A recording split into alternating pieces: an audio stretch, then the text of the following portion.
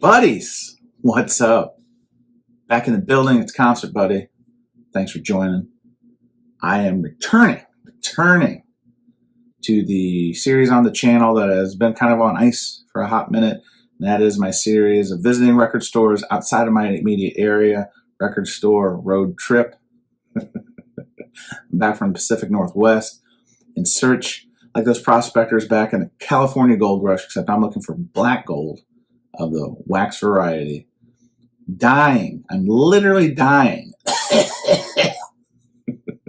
on some meds to bring you and show you what I picked up on my trip.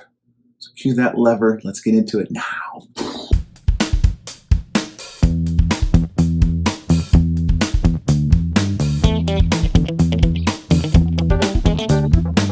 Now, buddies, I have to admit it's been a hot minute since I've done any of the record store road trip videos. I really had a lot of ambition, or relative ambition, when I started that series of getting out and checking out other record shops, record shows, etc. And I've kind of done that. Obviously, I'm back-ish from the Austin Record Show at the beginning of the month, and then we took this trip to the Pacific Northwest, Seattle again. We were in Seattle last year. I'll put a link to that video about those record store heists when I was there, but this time we were there primarily for a couple of reasons. One was to go see Pearl Jam on their home turf. We caught the second of their two shows in Seattle. Great time. We were actually on the rail, front row, however you want to call it.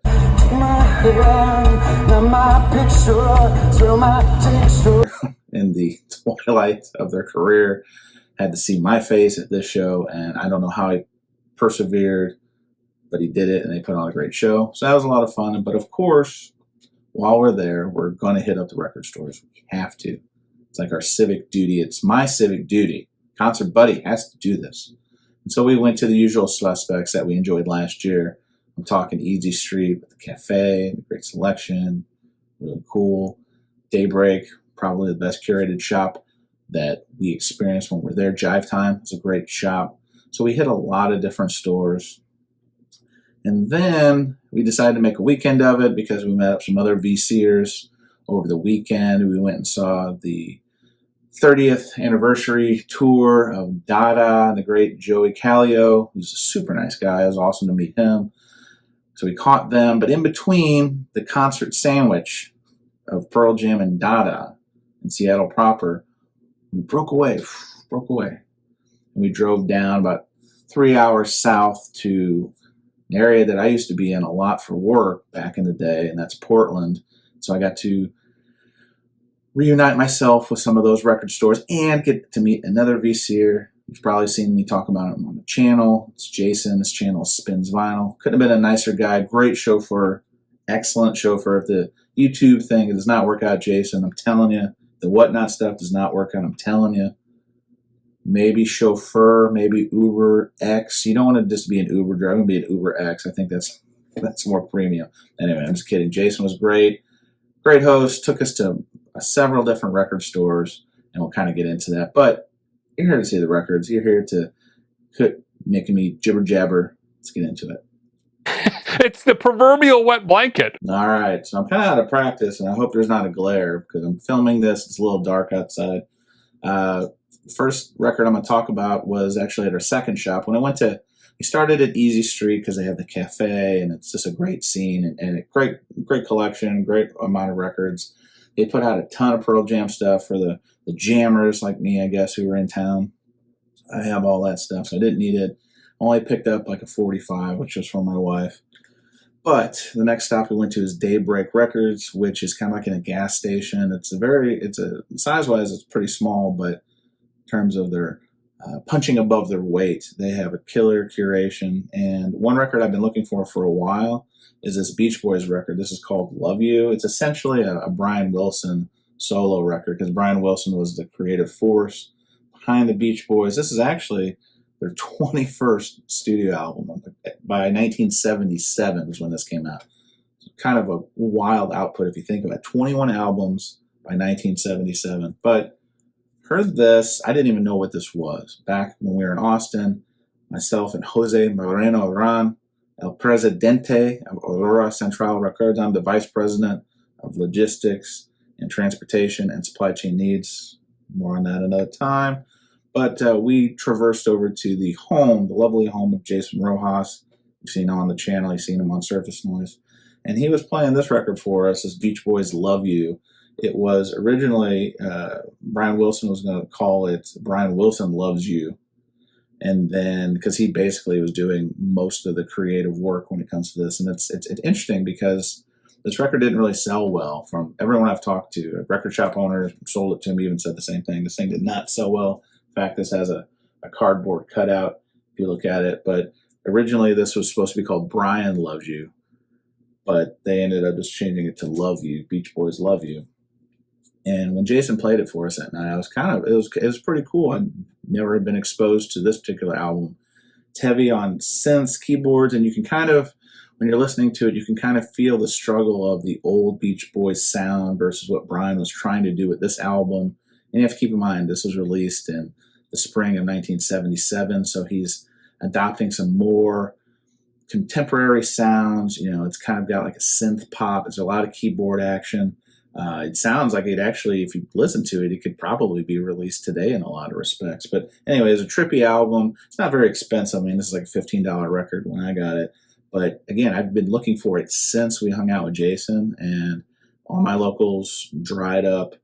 Anywhere I went in, like I said, Daybreak came in clutch. Happy to add this one to the collection. Look at this. Boom, boom, boom.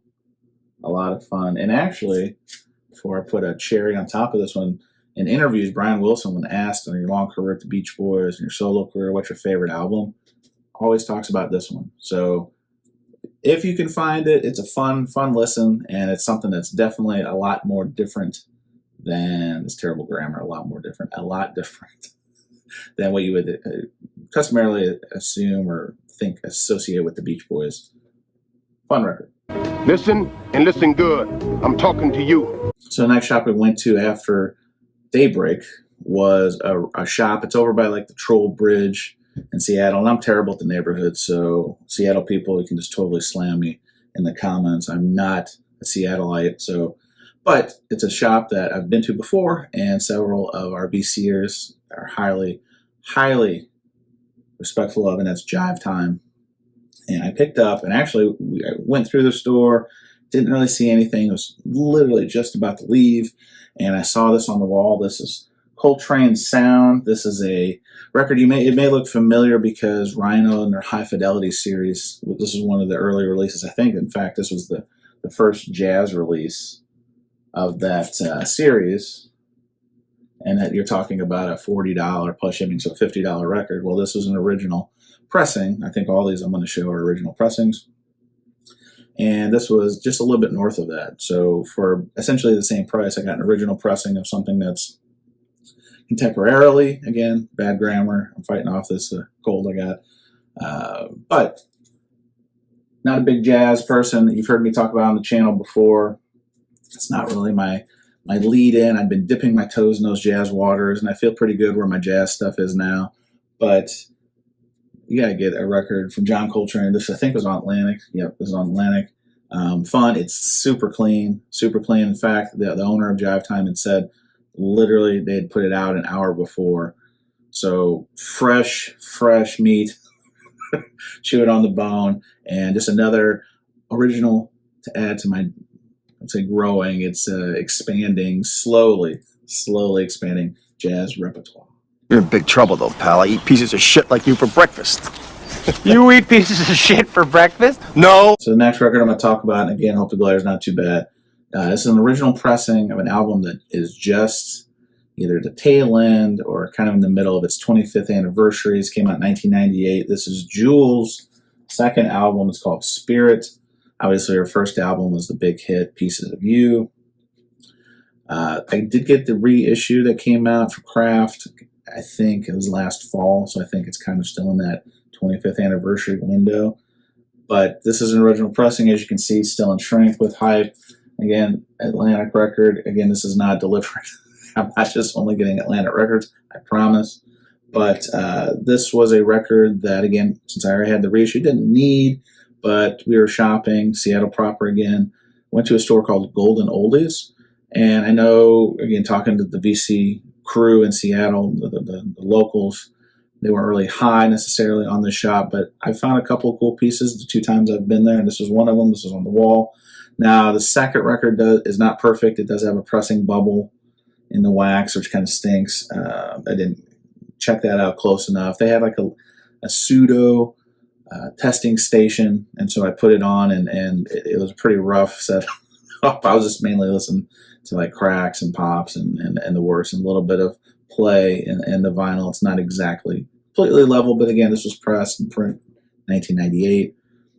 I think the signature track on this is Hands. That's probably her lead single that came off of this.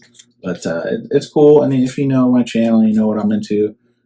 Picking up 90s releases that when they were released in the 90s is kind of one of my jams. So, and the fact it's still in shrink with hype, cool. And spoiler alert, I do have an original pressing of Pieces of You. So now I've got her first 2 albums, original pressings. So I was really stoked to add this to the collection. And side note, Golden Oldies, while not the top 5, if you will, I'm making it up, record stores for several folks in the BC, it is cool because they have the original Dick's Hamburger stand literally right next door. I think it's off 45th Street. So we were able to grab a bite, grab some vinyl. It's a big win. I was really happy to add this to the collection. Tell anyone about this, I'll fucking kill you.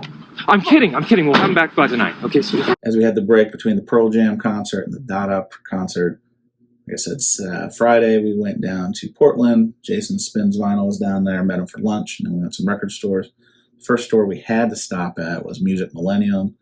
It's always like the signature shop that when I used to work in Portland, when I'd work out there, it'd always be the place I'd have to go to first. We'd stay in downtown Portland for work, and I'd always try to sneak off either before work or after work functions and take an Uber over to Music Millennium. And I was actually kind of not feeling great. We drove 3 hours in the morning, had lunch. I don't know if it's the climate, something was getting to me.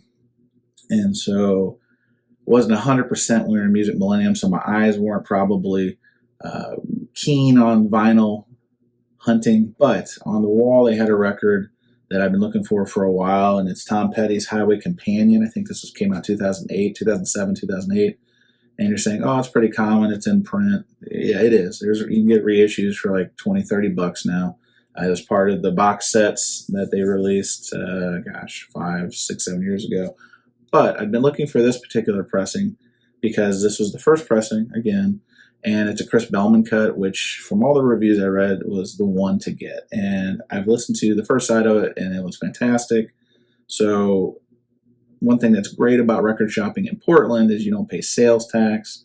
So this was not a cheap record. It wasn't terribly expensive either, but I saw it on their wall, checked it out. It hit all the marks of what I was looking for in terms of being the actual pressing on my want list.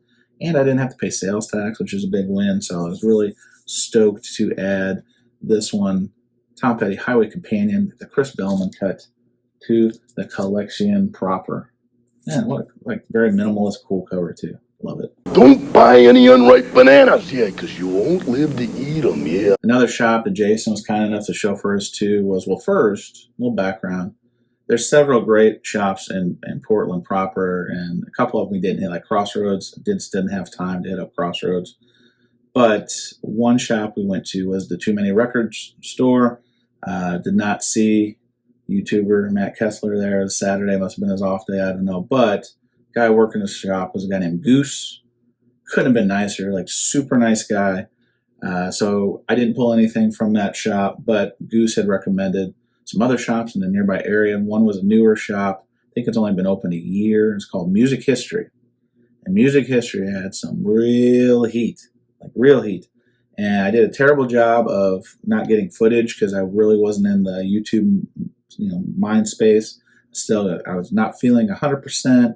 And I was just trying to keep all my reserves, my energies into hunting the records as opposed to filming. So I apologize for a lack of that kind of footage. But Music History, really cool shop, great curation, great prices. And so I'm holding up this record. This is 1993. This is from the band Primus. You call it a funk metal band, I guess, if you want. And this is their Their, I think, third album is called Pork Soda. In 1993, it came out. Probably the takeaway track is My Name is Mud, which is a song about murder, murder, murder. Or the lyrics, I guess, are about murder. I don't know if the song was implicitly written about murder, but this album has a lot of dark themes in that sense. My Name is Mud is about murder. There's a song called Bob. It's about suicide. And there's a song called Nature Boy. I don't know if it has anything to do with Ric Flair. Woo! But that one's about alienation. But anyway, this is the original pressing. Again, 1993. This was on their wall. A lot of fun to actually pick this up. My son actually saw it on the wall first and kind of brought it to my attention. So checked it out. And it wasn't actually the only record that we picked up from the shop. Again, really well curated. I could have really done some serious damage to my wallet. So again, Goose, I don't know if you watch YouTube or even watch this channel, but big ups to you for recommending the store because well curated. He talked to the owner a little bit. He had actually been in Austin at the last record show when I was there. So I think he's coming to a show I'm going to be at in the fall. So that should be fun. But regardless, well curated shop, really cool stuff. Picked up this one. And then the other record I picked up, and Arnaldo, I know Arnaldo watches all my videos. So I know he's going to be real excited about this. I got this record from the Smiths, Strange Ways, Here We Come. I'm not a big Smiths person, haven't been. I'm kind of getting into it out of respect to Arnaldo, and I'm kind of digging what I'm finding. In Chicago, back in the fall when I went to the Chicago Record Show, went to a couple shops. Signal Records had Meat is Murder promo copy, so now I've picked up a promo copy. You see that gold foil stamping. This is on the Sire label of this record, so it was added. Super excited to add this to the collection and got it below Discogs median, which is always a big win because these early Smiths records usually go for north of $50, so I didn't pay that. I was happy. Again, music history, well curated, well priced. You should check them out when you're in Portland proper. Yeah. So for our last record hunting expedition of Black Gold, we went, I think so, Saturday we went to the Dada show, and then Sunday there was a VC meetup at Harry's music room. They called Harry Fest. Festival is raining, so we did it all inside. It was a great gathering, so Harry was a great host. Had a lot of fun with that.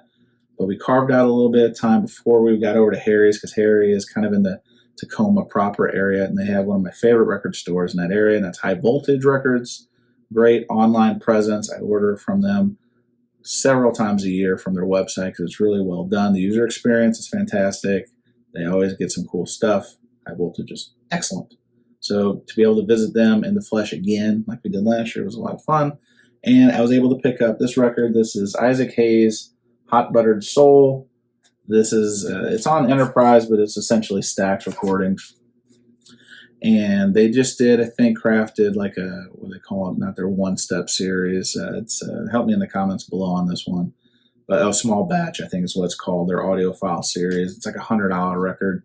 I've heard good, favorable reports about how that sounds, but I'd much rather get an OG, especially if it's considerably cheaper. So I've been hunting this since that release, and I also watched the documentary on Stax Records. I believe it was on HBO Max. Three-parter, really, really cool. We had went to the Stax Museum in Memphis years ago, and I believe they were even talking about that this particular documentary was in the works then, so they actually see it come to fruition. And it was really informative. Learned a lot of things I did not know. So that added to the fervor, the appetite for me to pick up this particular record. Again, from Isaac Hayes, Hot Buttered Soul. Really, I mean, tremendous record. It really launched because Isaac had been, as I'm spinning this, Isaac had been kind of in the backgrounds of a lot of the early recordings. He was on some Otis Redding stuff, just on keys. And then Otis obviously passes away. And then Stax ran into some issues with there's the WEA merger. So you had Warner and Elektra, and then Atlantic all merged together. And Stax had been working with Atlantic on a distribution deal, and it was a bad deal. Stax basically lost all their masters up to that point to Atlantic, so they had to start fresh. And Isaac was part of the artist stable that helped get Stax back on the map, and they just started pumping out stuff left and right. And it really ascended Isaac into like a superstar status. They even did performance, I believe, in 72 in Watts, just, I guess, to benefit the folks living in the Watts section of Los Angeles. It's called Watts Stacks, I think was the name of the concert. They've done a video, they've done a movie about it. They've done several record recordings. In fact, they did a box set, I think, not too long ago, maybe a year or two ago, with a lot of those performances, and that was like vintage. Seeing that in the documentary, Isaac Hayes at the height of his powers, so popular, comes out in the gold chain outfit. It's intense. But anyway, been looking for this for a hot minute. High Voltage came in clutch. Was really super stoked. As you can see, man, it's really great shape. The jacket, particularly the vinyl, is really nice and clean. A+. And my favorite part about always going to High Voltage, and we always seem to do it at the end of our trips these last 2 years, is I'd already filled up the record box, and you'll see again in the flip coming up the other stuff I picked up. Didn't really have room, and so for just $5, they shipped it to my house and got the records we ordered from there sent to my home. Took about a week. A+, so High Voltage back in the game. Happy to add this to the collection. Oh, gnarly! All right, let's take a TV timeout, and I'll show you the flip video of the other pieces I picked up at the other stores. Again, had a bounty of stores on this visit between Seattle and Portland. Check it out.